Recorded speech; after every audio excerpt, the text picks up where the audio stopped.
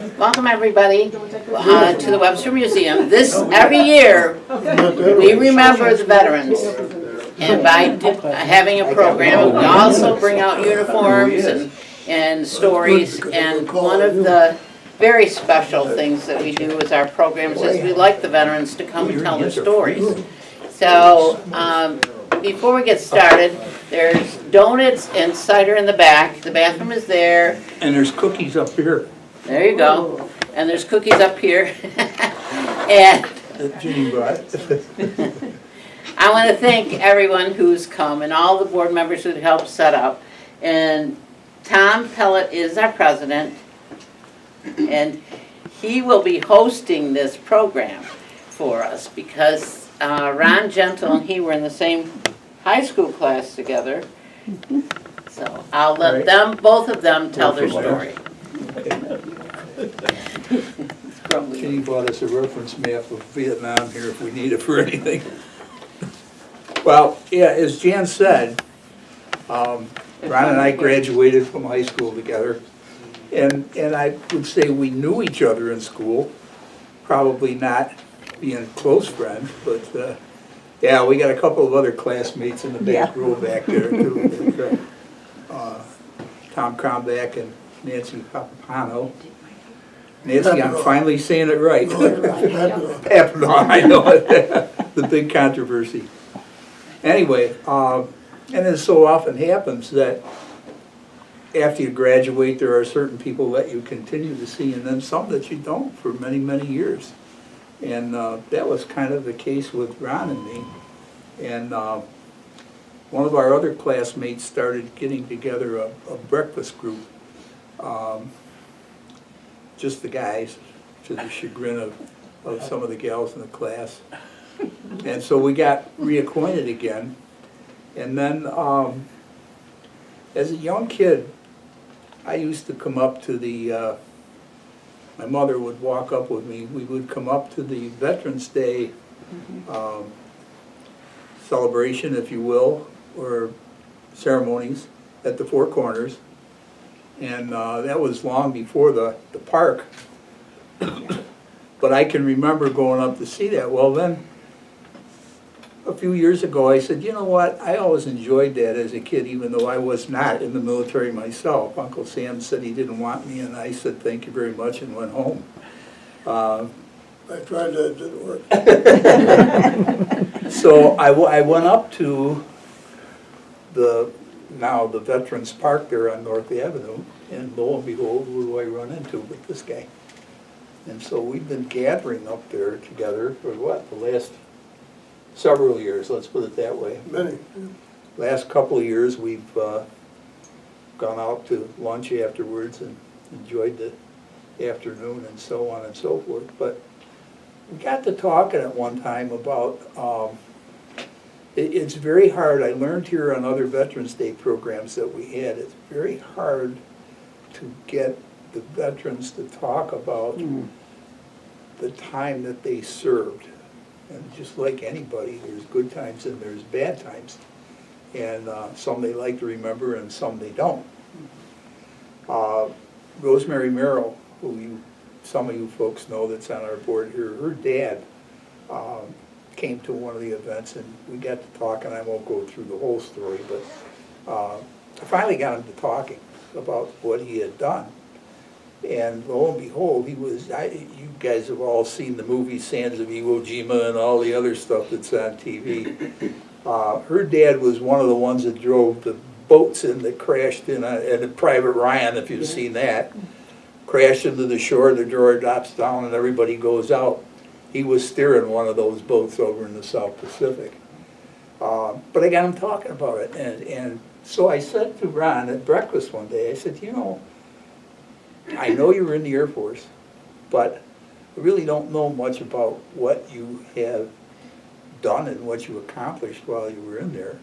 And he made some snide remark about that, as I recall. I don't remember what it was right now. But anyway, he says, well, I'll tell you what, come on over some Friday afternoon. I got some slides you can look at. Now, you folks most of you are familiar with Kodak carousel trays. Oh, yeah. They hold 100 slides. 80, How many? 80. 80, all right. Sorry. The point is, when I walked into his house that afternoon, he had a stack of 7 of them. So, X number of hours afterwards. At least 3. But he was kind enough to share that with me, and I had sat through it again with one of Paul Hewlett, one of our other classmates who was interested in it too.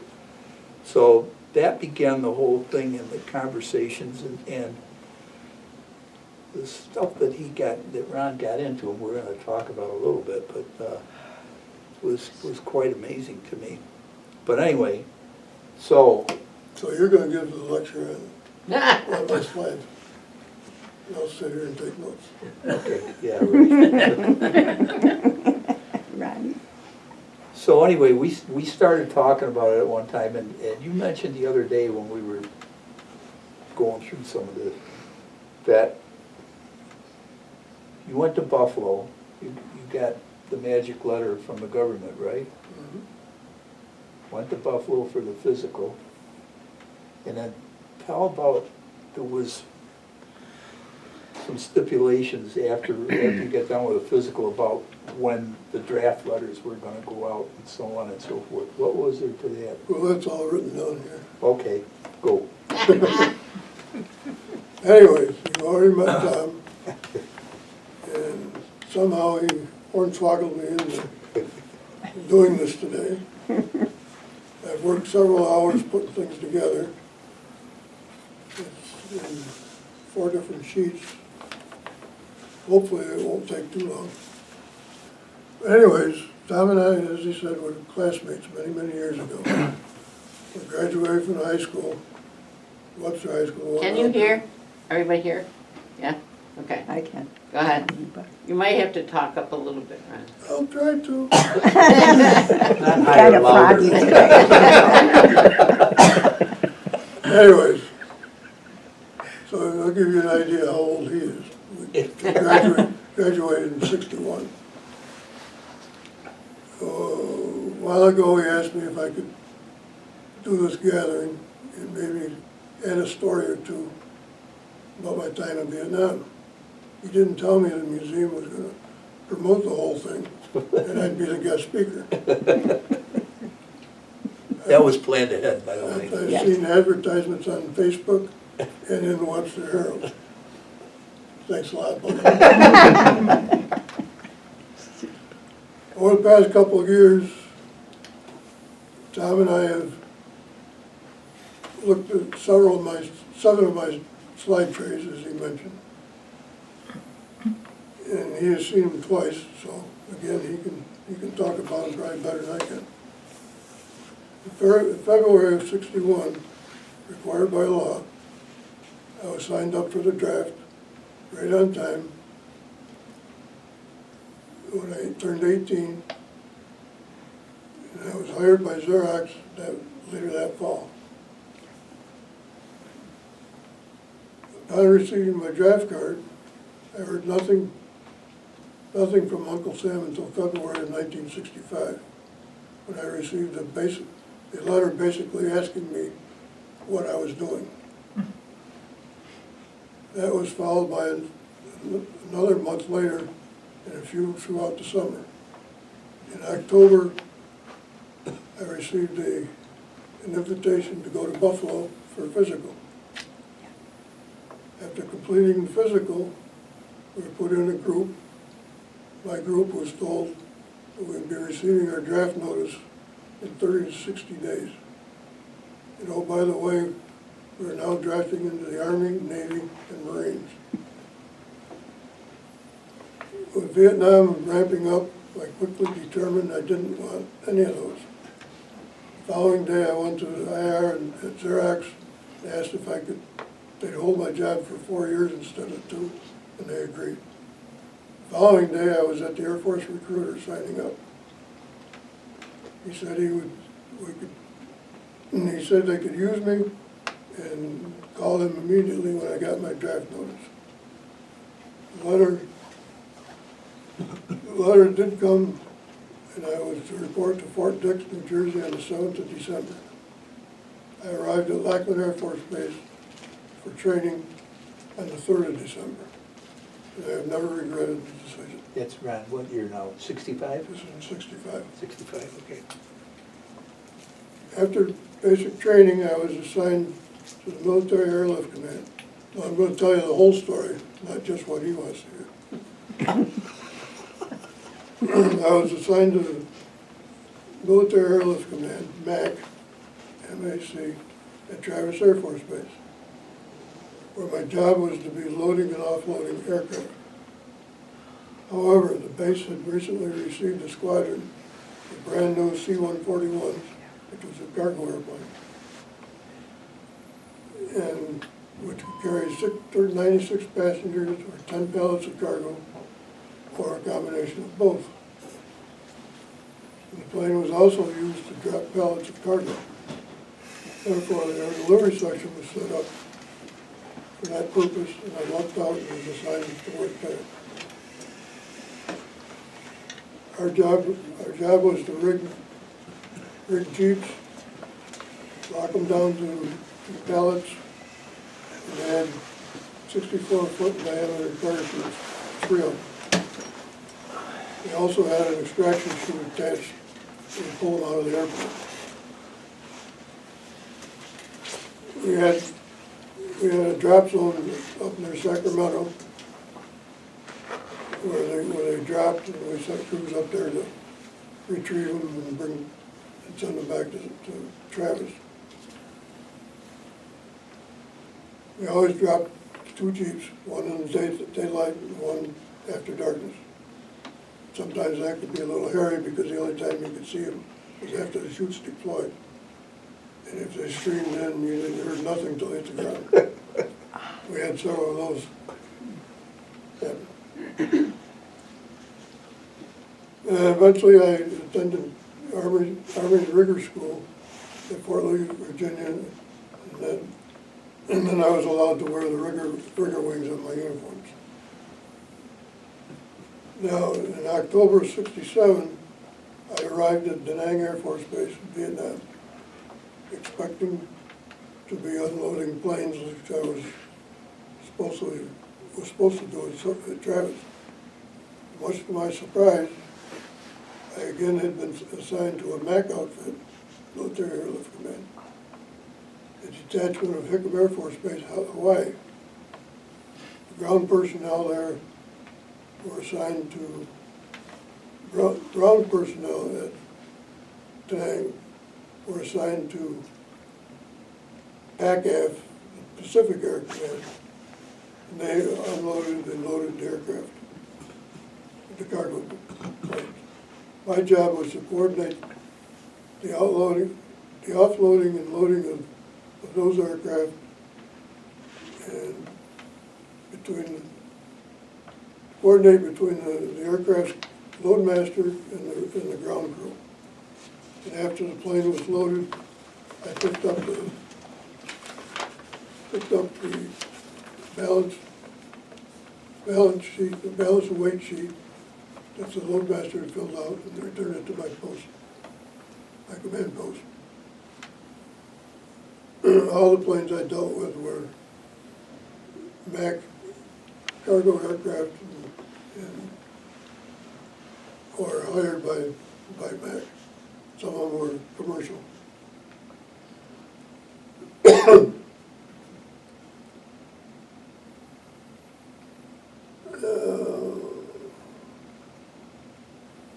We also had aircraft on another site that brought in and took out passengers. The MAC aircraft would also, after they're unloaded, would load a passenger or two if they could carry it. Most of those were on emergency leaves. When I first arrived there, I was housed in an 8-man tent with sandbags stacked around it.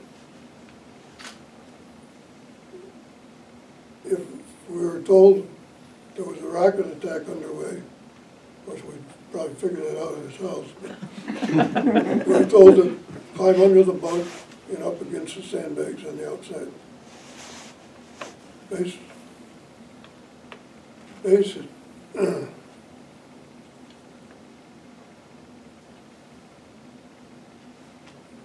Base 2 years later built, or 2 months later, built a barracks for a two-story barracks for us. We had to leave the tent area. Our squadron's enlisted personnel moved, were put on the second floor, which of course is the best place to be. Not. And the higher ranking personnel were on the second, or on the first. A couple of weeks later, the sounds of explosions, and I immediately got under my bed. It didn't take long before I realized I was not in the tent anymore, but on the second floor. But every time I tried to crawl out from underneath, a couple more would hit, and I'd be back under the bed again. Finally, I climbed out, ran down the stairs, across the way, and climbed underneath the hospital, which was close by. By that time, the attack was over. Was that? That was probably a week before 10. Okay.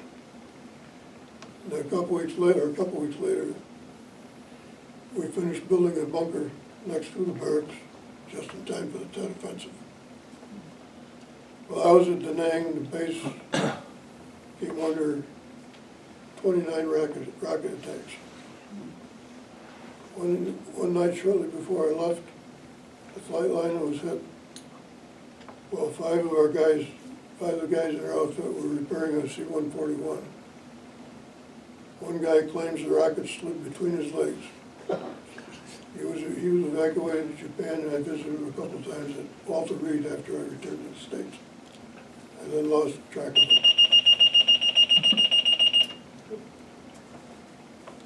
Another guy was blown out the windshield of our new step van, which was a total loss. He had minor injuries, as did others. Sadly, it had been suggested to the plane's crew that they take their plane back to the Philippines for the repairs. But they decided they wanted to collect their combat pay instead and stayed overnight. They weren't treated too well when they returned to pick up the plane the next day. During TET, there were many KAAs were shipped out of Da Nang, because there was a mortuary there. While I was on duty, I would check every casket being shipped to make sure they were loaded on the pallet correctly, mainly if all the heads were in the same direction. The rules were no more than 9 could be shipped on a pallet, 3 stacks high, 3 wide. And the heads had to be facing the front of the plane. I only found 1 or 2 stacked incorrectly, and the loading crews corrected the situation. One evening as I walked on the C-141, I found a crew member, an officer, standing on a pallet of KAAs. I immediately told him to get down. He told me he was checking something and he'd get off as soon as he finished. I again insisted he remove himself right away. By this time, I'm certain my voice had gotten much louder and my language probably had deteriorated. All of a sudden, I assumed it was the aircraft commander came out of his cockpit, wanted to know what all the hollering was about. I told him, and he ordered the guy to get down, to move the pallet and find something else to stand on. I thanked the commander and left the plane very satisfied with my accomplishment.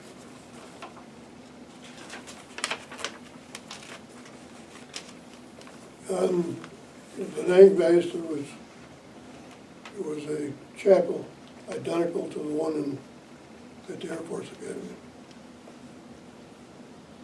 We had a walk-in, what I would call a walk-in theater that showed movies almost every night. it had been renamed Mosquito Theater.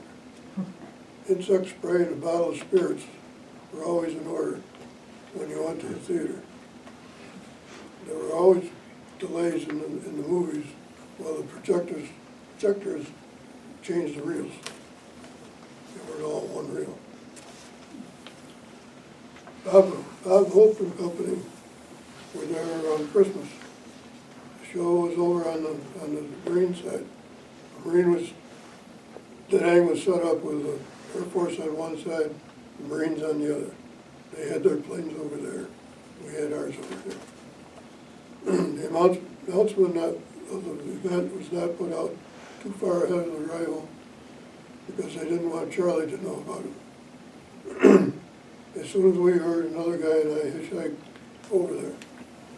When we arrived, we found any flat ground in front of the stage occupied by hundreds of GIs in the same way going up the hill that faced the stage. So we began climbing. We finally found a spot to sit down about halfway up. Before the show started, there were troops all the way to the top. When Bob came on stage, he appeared to be only about an inch or two high. He was so far away. When people near the stage began to laugh, as the sound of laughter worked up the hill, the people also laughed, not knowing what they were laughing about. We finally decided to climb down and worked our way into the masses near the stage. At least we could hear what was being said and sung. I did get a glimpse of Bob, Raquel, and Heather. I have a picture of a Marine standing there with a small kitten curled up on his head.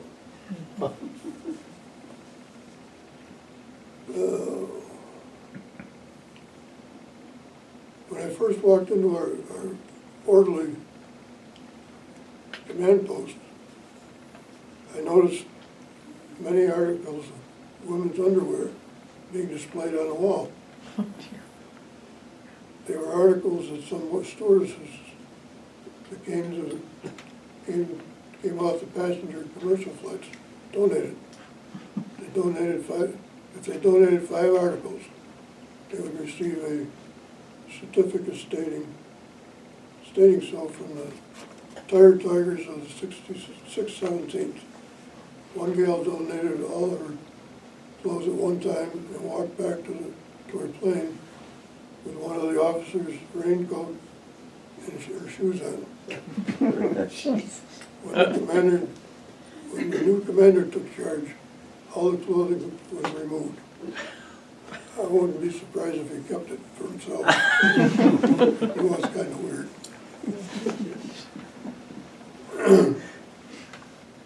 At least once a month, a couple of guys would be sent to either the Philippines or Japan on a booze run. I think I could buy a bottle of VO for less than $5. They stored all this in the Connex outside the command post. As I said, our new commander was a real diggling. At one of his first commander calls, he invited us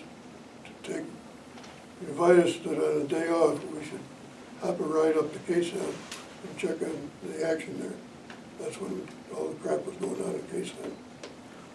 We said, no thank you.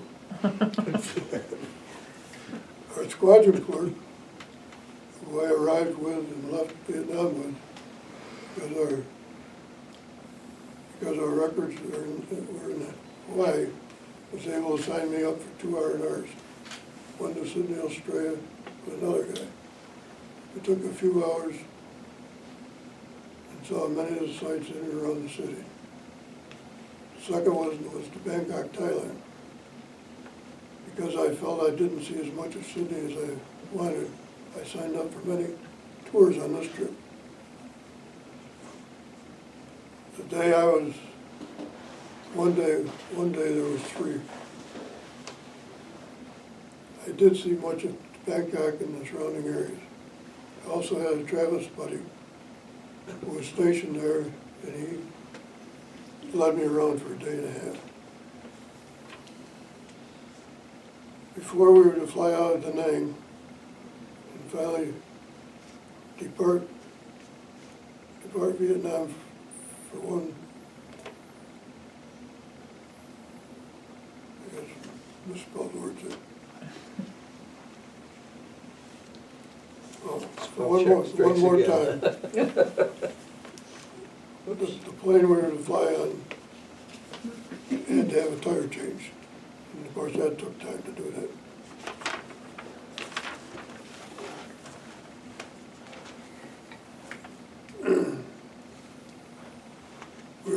We got on the plane, we were told that the reason for that, the plane had been out in the system too long. We were also informed that a couple of stewardesses were not feeling well. But we finally lifted off out of Da Nang and headed for the good old US of A. Our first stop was Yokota, Japan, where we were delayed changing another tire. From there we stopped at another city in Japan, and the tire we took off of Da Nang was put back on. From there we headed for Elmendorf, Alaska. During that long flight, several of us helped the stewardesses pass out drinks and refreshments. Suddenly I could see the lights of the city. I swore I could see snow on the ground. I figured we had finally reached Alaska. And we were about to touch down. I quickly realized that there was no snow.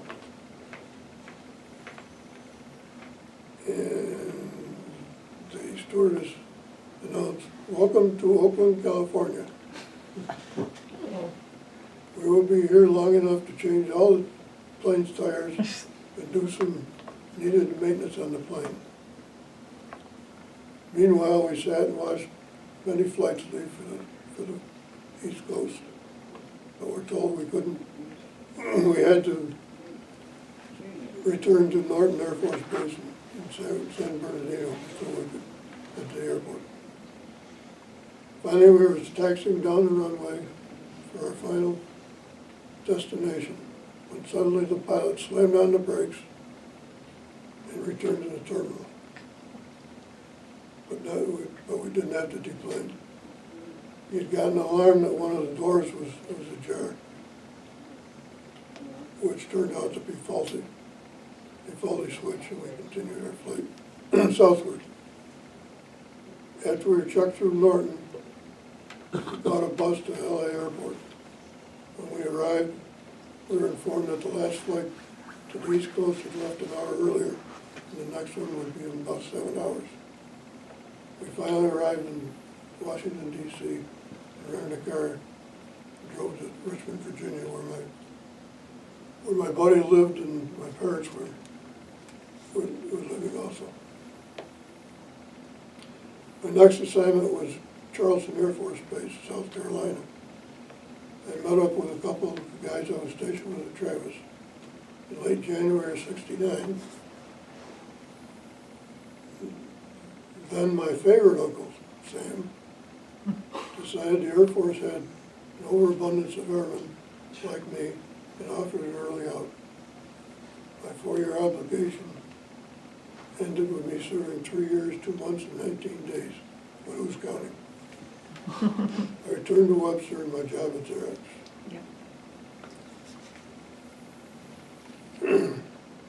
I am happy I served my country and for the most part enjoyed most of the time.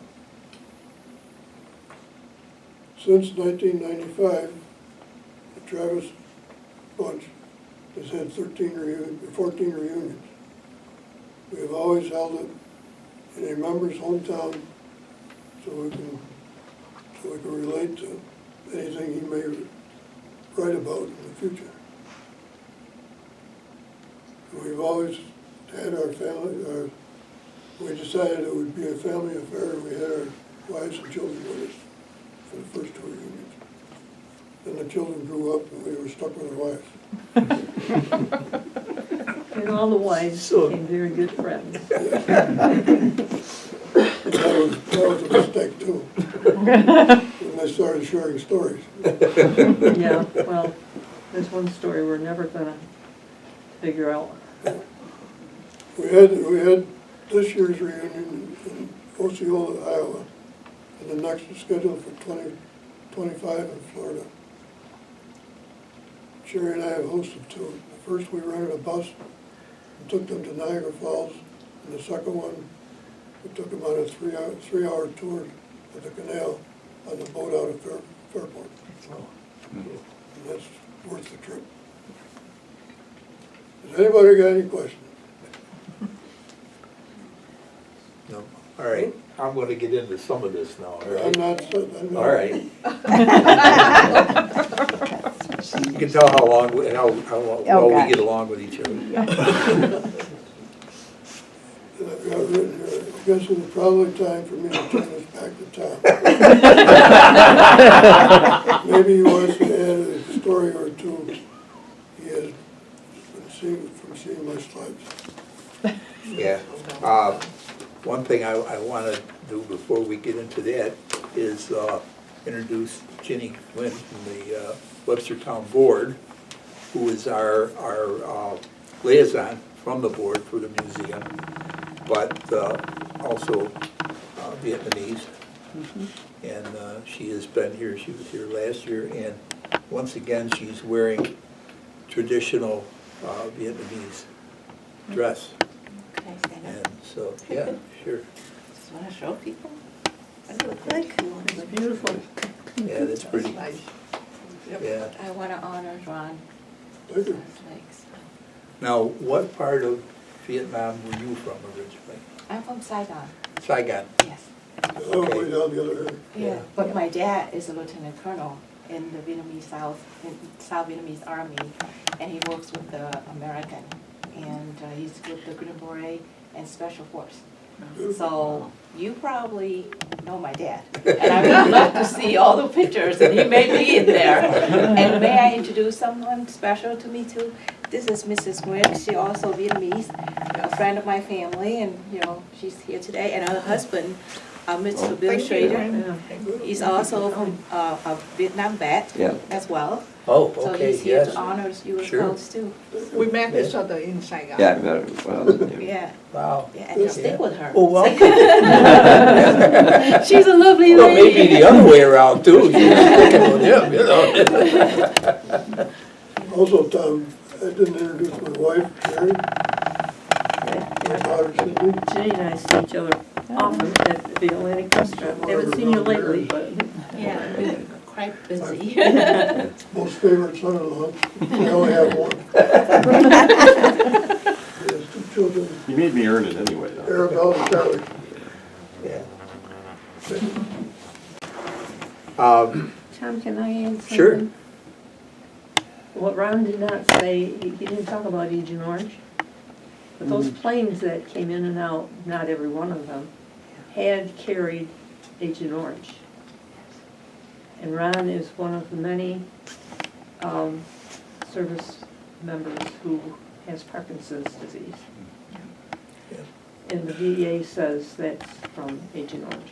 Took him a long time to acknowledge it in general, and Yes. it took 2.5, 3 years for him to be diagnosed in 3 different neurologists. Wow. Yeah. And he doesn't have tremors, so, and not everybody does. He's doing quite well, I think. Yeah. Yeah. You take good care of him. And also you I should. mean, we have one, just to digress from Ron's stuff here again for just a minute, we have one classmate, Corky Schwader, who is in the Canandaigua VA with a very, very serious, and he's been there, gosh, how many years now? Years and years. Years and Yeah. years with Parkinson's from Yeah. Agent Orange. And his is a really, really serious case, and I saw him, as a lot of you know, I was the building inspector here in Webster, and he came in one time to get a building permit for something, and we reminisced for a while, and then it was a very, very short time after that, that the word came out amongst our classmates and so on and so forth, that he was in Canandaigua, and is still there.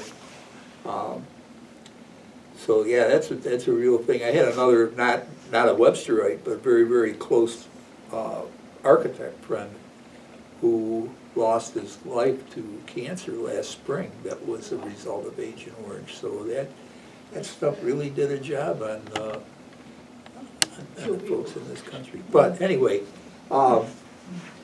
so once you got done with enlisting and everything, you went to Lackland. Yep. Right, that was the base in Texas where everybody trains, and that, Air Force. or Air Force. Air Force. Well, that's what I should have said, yes. But you didn't go to rigger school right after Lackland, right? There was a stretch of time there. Well, I'd say close to a year before I went to Ritter School. Yeah. But they'd only sent 1 or 2 or 3 people at the time. That was down on the list. And we were talking about it. The only list I was down on. Yeah. We were talking about it the other day that Quartermaster School is Bragg? No, What base? Fort Lee, Virginia. Fort Lee, I'm sorry, yes, I should remember that. Which is basically a supply training center. It has quartermasters. Quartermaster, yeah. My father-in-law, who was a World War II vet, in order to make it up to his next rank and make a ton more money in the Army Reserve than he was already making, went down and took some courses at Fort Lee, so I had knowledge of that. Ron also told me, he said, that not only was the rigger training, but the guys that were there, at some point in time, training could also include bailing out of the planes yourself. The school was set up for the Army. And they're paratroopers. The riggers went through the school. And we, The Air Force only sent us for 1 month to go through the rigging part. we both agreed that he got the best of the thing because there doesn't seem to be any sense in the world in jumping out of a perfectly good airplane. So we talked about that quite a bit. Couple of things that, I'm going back to the slides, and I may not have this totally right, but one of the ones that he showed me was, and now this was not a barracks that you were in, the one with the holes in the wall. It was a sign. Pardon? It was a building, yeah. Yeah, this concrete block building with barrier all around the first floor. Originally, when I first saw it, it was a sand-filled kind of thing, right around there. They built up boards or whatever and filled it with sand to stop That was my barrack. the barracks, yeah, yeah. That was for the lifers that lived downstairs. Yeah, All the peons were upstairs. Yeah, exactly. and at that particular level, there were some very, very nice holes in the side of the building where rockets had hit it during the attack and so on and so forth. So he downplays that a little bit, but he was kind of in the thick of it. And Ginny bought, you can take a look at this a little bit later on, we'll leave it here on the table. Ginny bought a map of Vietnam with her that shows all the different provinces. Oh, you borrowed it? Okay, well. Not from me, actually. Yes. That's all See how lucky they are? If you get a chance to take a look, I don't know how I'm gonna do this, but right here is number 30. And that is Da Nang, so you can get a little bit of an idea. And it's interesting, I have, after we talk about stuff, Can they see I, that? Phil, there's a big map up here. Yeah. Or Phil. oh, you got it up there, Yeah, I'm looking okay. at I it. didn't notice it there before. Yeah, Phil brought it in. Somewhere. Thank you for showing us. I was young. I was very so I don't remember much. up close to the DMZ. Close to the DMZ. Yeah. It's, and of course, the pet thing and everything else was, I mean, that was even devastating to you guys down in Saigon, and like. I think you remember, right, because she's my aunt's friend too. Yeah. They live in Saigon, and I was quite small. Ah, Yeah, So we my talk fa- about 1968. 68. Oh, yeah. yeah, I live in Saigon, and we live in big house. And then they burned, and across of my house, the street, they burned whole village. Yeah. They are completely burned. And then, I mean, my house, I can feel the wall so hot because of the fire. yeah, Yeah. wow. Yeah. So, yeah, it's looking at the slides, and I got to see the tent community that he was first in and so on, but you were, now, after you get done with quartermaster school, you went back out to the West Coast, right? Is that, yeah? I'm And that- still at Travis. Yeah, yeah. Just for our 61 crew here, Gordy Lair, if you remember him, he was in the Air Force and was stationed in Travis too, but he got to go to Germany. He did, because he went in right after high school, and Vietnam hadn't really started too awful heavy at that point. But I just want to make mention, and I'm going to give you this, so that when he quits remembering what these different awards are for, you'll be able to Okay. go through it again, but.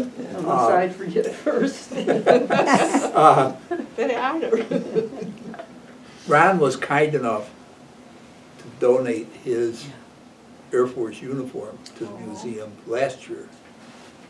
It's actually the first uniform that we have. We have a ton of them, but it's the first and I think possibly only uniform that we have from the Vietnam era. We have a lot of we have some World War I, we have some, We have some, some, we can donate some.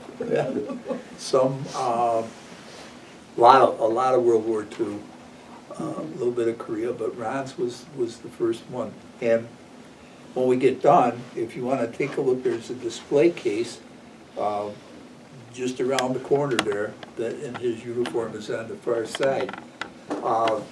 So on the uniform, you will see all of his ribbons from the different medals that he earned. The first one, which he already mentioned, is the rigger wings, which you see on the top, parachute with wings, and it says rigger right in the middle of it. The individual ribbon on the top is the Air Force Commendation Medal. On the next row down, it's an Outstanding Unit Award, and it has 3 oak leaves on it, which means that the unit obtained that status at least 3 times. The next one I will never understand, because it's his Good Conduct Medal. Yeah, we've known him too long. You notice he's just smiling and not saying anything too, don't you? You didn't get that for yelling at the guy standing on the pallet, did you? It's automatic after 2 years. Is it? Okay. The next one after that is the National Defense Medal. On the next row down is the Vietnam Service Medal, and that has 2 bronze stars on it. This is the one that probably, while the Good Conduct was one feeling, the other one was this one, which was a Small Arms Expert Marksmanship Medal, so I always keep my eye on them when I'm around them somewhere. And of course, the last one is the Republic of Vietnam Campaign Medal with a date bar on it, which you'll see as a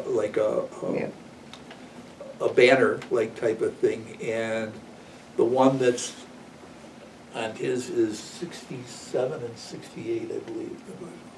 That's the years that he was in. It's been over a year since I've seen it. Well, we'll talk about that in a minute. And then the The rank that's on his uniform at this time was an E4 senior airman. No, at that time, a buck sergeant. Buck sergeant, oh, okay. They changed that, You can thank the internet. well, they changed that to and from. Okay. Nowadays, it's called senior airman. E4, that's the key to the whole thing. But anyway, I was kind of concerned that way. You know, we've got a lot of stuff on the different areas, and so I know these are really, really important to him, and he gets together with, I've heard stories about going to the different reunions that you've had. We talked one time about one that was out in Dayton, which of course is where the Air Force Museum is. And that museum, I've had an opportunity to visit there. That museum rivals the National Air and Space Museum of the Smithsonian. Absolutely. It's strictly Air Force, of course, but Yeah. it's a magnificent facility. And it's right on Wright-Patterson Field. So you can go and visit there, but you can get to see things like the SR-71 Blackbird, the spy plane, all this stuff that's related. There's one area that's related to just Vietnam also. Yes. May I ask, Ron, have you ever like flown any of the infantry? I'm sorry? Have you ever, I know you're, an Air Force, right, you fly an airplane. Have you ever flown any of the Vietnamese, like my dad, his platoon No. or something to the battlefield or anything like that? The planes I worked on were planes that came from out of country into Vietnam and back out. And there was another group of planes that stayed in country. Oh, because the helicopter, that's my father jumped out from. And the C-130s and 123s, a lot of those. Okay. But, yes, You're in the Army too, right? Army, yeah, that's US Army. Yeah, he's also Chapter 20 as well. Are you a member of Chapter 20? Pardon? Are you a member of Chapter 20 as well? I'm sorry. No, Chapter he's not. 20. Yeah, I Chapter- think Yes. Ron is. Oh, you are, okay. Yeah, my ex-husband was a crew chief on a helicopter in Vietnam. Oh, wow. That was Thanks, a- Chris. So was you in Saigon or Tân Sơn Nhất? Da Nang. Da Nang. Oh, Da Nang. Oh, Did Da you ever Nang. go to Saigon? No, I took one trip down to Cam Bay. Oh, Oh, Long Binh. I He took, worked at Long Binh, so did I. I talked to a crew on the 707, the birds that came in every day with the mail. I talked to their crew and they gave me a ride down to Saigon, or down to Da Nang. Cameron. Cameron. Cameron's where Oh, Cam Ranh. Yeah. all the service personnel, I think, flew into, and then they went from there. Now, No, not all of them? no, a lot of them came into Da Nang. Oh, okay. Because you used to hear about on the news all the time, Cameron Bay with all the big wigs flying in there. Well, probably because they had an R&R Yeah. center. So. Oh, okay. But I had a bunch of buddies down there. And I talked to crew on the 707 to give me a ride down. Yeah. So we're working our way into Cameron, and they start talking on the radio. Towers, blah, blah, blah, blah, blah. And you're 50 feet below the glide path. And I said, okay, we're way out, no problem. A while later, we're a little closer. Blah, blah, blah, blah, blah. You're 50 feet below the glide path. And I'm starting to think, well, maybe we should pick it up just a little. Yeah. A little while later, blah, blah, blah, blah, you're still 50 feet below the glide path. Now I can see the shore. We're coming in over the water. Yeah. Yeah. Oh, shit. Yeah. I survived up there, but I'm gonna die down here. I just would like to thank you and thank Mr. Bill, and then thank your late husband, Yeah. because of people like you. That's why I'm here. So I deeply appreciate it, my whole family, not just me. Yeah. Thank you for all you do. Yeah. That's why I want to honor you wearing my Vietnamese dress, Yeah. just to let you know that Appreciate it. we appreciate everything that Thank you very much. all the veterans do Well, for us. Ginny and Ginny's family, of course, is carrying on a tradition to her son. Graduated from Annapolis And we talked about jumping out of a perfectly good airplane.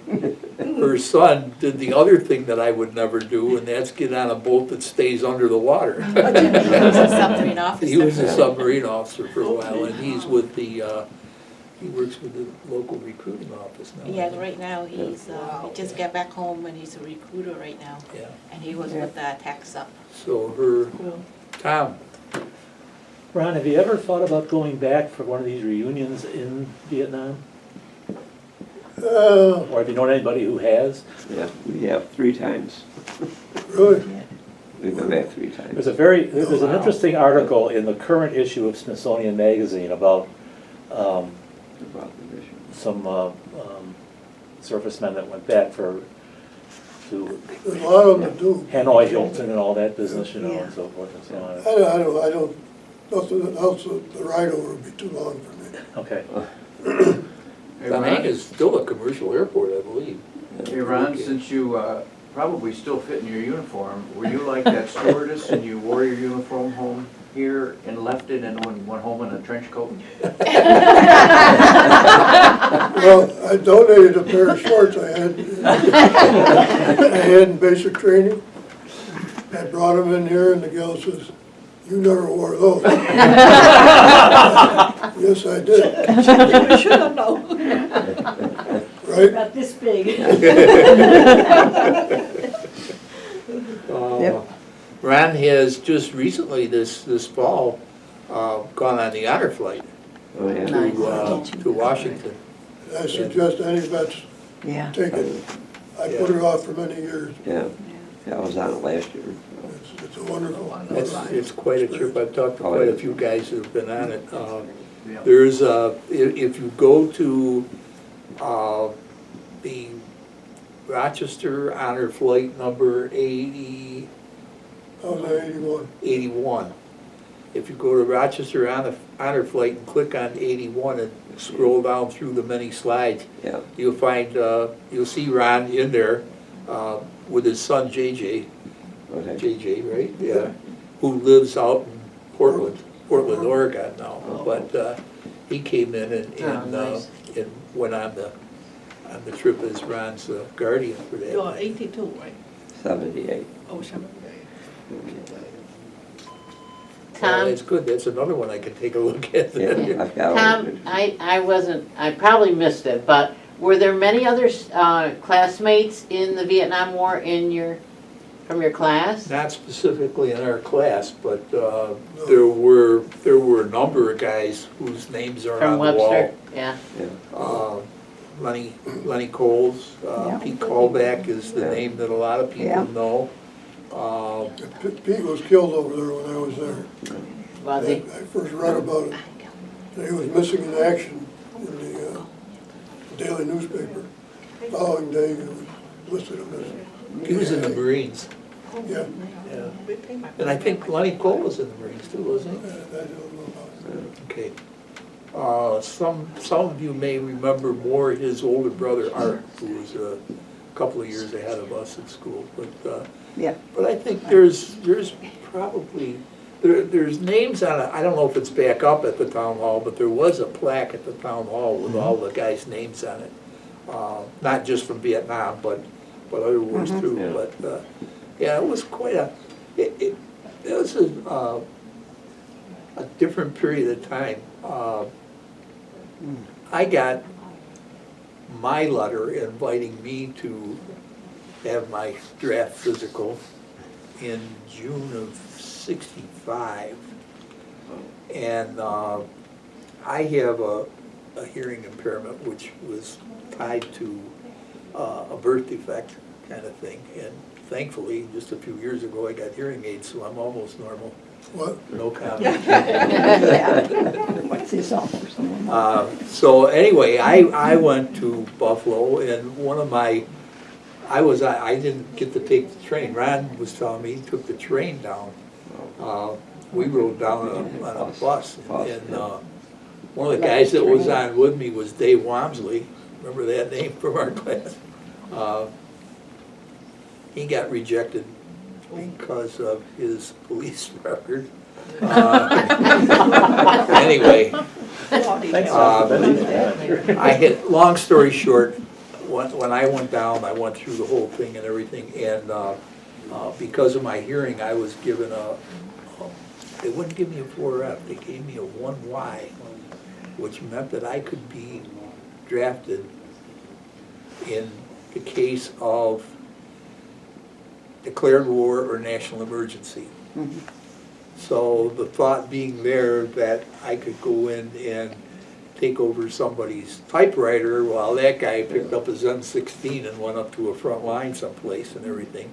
And I always said it would have been just my luck that the typewriter would have been in downtown Saigon or something like that. But anyway, of course, that never happened. But at that point in time, that was just before the big Gulf of Tonkin. If you remember that, there was a Gulf of Tonkin resolution where there were, that's when Johnson called up a whole ton of guys. We really escalated the presence in Vietnam. And thankfully, I was just before that, so. But, yeah. You know, somewhat related to this, historically, people who aren't our age, or I don't know how many years after they stopped the draft, but they don't understand what it was like to grow up in that era. And it was just part of every guy's life, was you went down and you got your draft card. Yep. And then That you was had, so you could drink. and yeah, that's also, I was just gonna say, that was good for getting into a bar. But then after that, it was the big question you were waiting. Did you get drafted? Would you get drafted? Should you join? Should you do this? Should you do that? Because it was a very integral part of every male's life back then, was the draft. Everybody was automatically registered, and you didn't know if you'd get called or not. You didn't know if you went to school, you got a deferment. Some jobs were considered exempted you from the service, but it was definitely an integral part of our lives. And people today also don't probably remember in the 50s, we all do, we had air raids, air raid things in school, and you would dive under your desk like that. Yeah, Save you.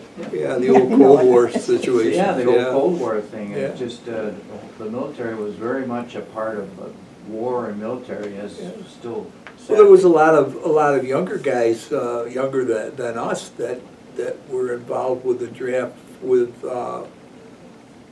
whose number was going to be. Yeah, the lottery. The lottery numbers and stuff like that. That was in 71 or that I was had a around couple of 70 or nephews. 71. One of them was out of that because of school, but the other one, he was lucky enough to get a fairly high number and hit. But that was late 60s, early 70s, It was as I in 70, recall. I think it was in 70 or 71. Well, when they stop it, do you remember? 75. 75? Or 73. No, 75 was the last people that were drafted were in 75. Okay. It was under the lottery system, Because he's the last person to get out of Vietnam in 73. Yeah, I was there to the very end of Vietnam, so. Wow. Because of her. What year? Jenny, Because of baby left. what year did you come out? My family escaped. A matter of fact, we used the Cameron River. That's when my father, used that. April 29, 1975. 75? Yeah. So And that's like how you got few out. How old were you? we get out few hours before the communists actually took over. Because my dad had to Oh, leave. my goodness. Yeah. For me, same day. I Yeah. got from Saigon, I jumped on the boat. Mhm. Yeah, April 29th, 1975. I jumped on the boat. Because my dad was, his boss left, so my father was taking second in command, I believe. And then he was in charge of all the ships that coming in and out, escort all the merchants, export and import into Vietnam. And those are the ships that my father was in charge with. Okay. And so he took one of the ships. And then he gave the other one, he signed off the other one for all his soldier or whoever want to leave. And we took the smaller boat, for my family and I believe his secretary and my uncle and my aunt. That's it. Nobody else. 'Cause, How old were you, Jenny? I just turned 12, maybe before. Oh, No, yeah. I wasn't 12 yet. So, yeah. And I still remember I was playing with my cousin. Yeah. And my dad come home and my dad never screamed, but that day he screamed so loud. Pack everything, we gotta leave now. And I thought the word, because I never hear him scream like that. Very soft-spoken man, you know, but that day he was screaming. Yeah. And there was soldier with guns on the Jeep, Scary. you know. Oh, yeah. It was scary. I mean, I was just a kid, you know, and I didn't want to leave my grandparents. I didn't want to leave my relatives, my cousins. But my dad said, we got to leave. And nobody else want to leave. Because nobody because- believes that we're going to Yeah. fall. The communists actually going to take over Vietnam. Yeah. My great uncle, which is the prime minister of Vietnam, fled the country without telling my grandfather. So when my grandfather called him, said, hey, Doi said we have to leave now. What do you think? He left. So his secretary said, oh, don't worry about it. My father only lieutenant colonel. Don't listen to him. Just stay in Vietnam. So my grandfather listened to his relative and didn't listen to my dad. Yeah. And so they all stayed back there. Yeah. When the communists come over, and they took everything that we owned. Yeah, sure. And I remember that day I jumped on the boat without just the clothes I was wearing and the purse, nothing else. You jumped on the boat or off? No, Oh, to get okay. away. On the boat to get out of It it. was crazy. It How was, old were you then? I was at 28, I was working. Uh, Yeah, I was a computer programmer. so you knew over what there. you were doing, for sure. Well, actually, when I jumped on the boat, I didn't know where the boat go. Oh, But just to it get was out. crazy, because I It was remember that crazy. day it was chaotic. I you know. I didn't know who owned the boat We have no either. idea. I'm serious, yeah. It's so scary. I and my sister just jumped on the boat. We didn't know who the boat belonged, where we go. So Yeah, and one day my family lost everything, my father, and then the day that that day I I saw. lost everything my well. yeah. My dad cried because when we got the Americans, you know, when we got out to the open sea, the international water, they pulled the boat, my dad's boat, and we get into their boat, but then my dad was still wearing a How uniform. big a boat are you talking about?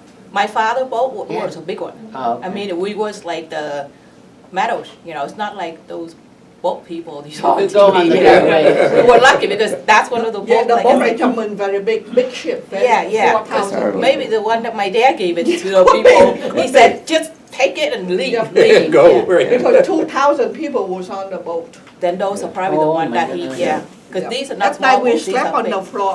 Yeah, Yeah. but Boy. when they let us come on board the ship, my father had to strip his uniform. Sure. They won't allow it. Oh. So that's the day that I saw him cry. Yeah. Wow. But your ship was in Da Nang, mine is in Saigon. No. It was Saigon. Oh, Saigon. Yeah, it was Saigon. Saigon. So maybe that's the same chỗ, one. yeah, it's the Yeah. same thing. Yeah. At the, I'm sorry, we speak Vietnamese Yeah. now. Yeah. Cái chỗ mà Tân Sơn nhất là cái bến tàu ấy. Bến tàu, bến tàu. Yeah. Bến tàu. Yeah. Right. That's where the harbor. conference, yeah. The harbor. Yeah, That perhaps. was a slang of Vietnamese. What did I say? But anyway, yeah. Did you learn to speak About But- 6 years ago. Yeah. Most of them were bad. Oh, you say that now pretty good. You say that very, you know, Yep. you say very good. Pronunciation very well. Yep. Okay, well, one thing I'd like to do a weekend, I would encourage everybody, if you haven't been here before, take a wander around the museum, but before we do that,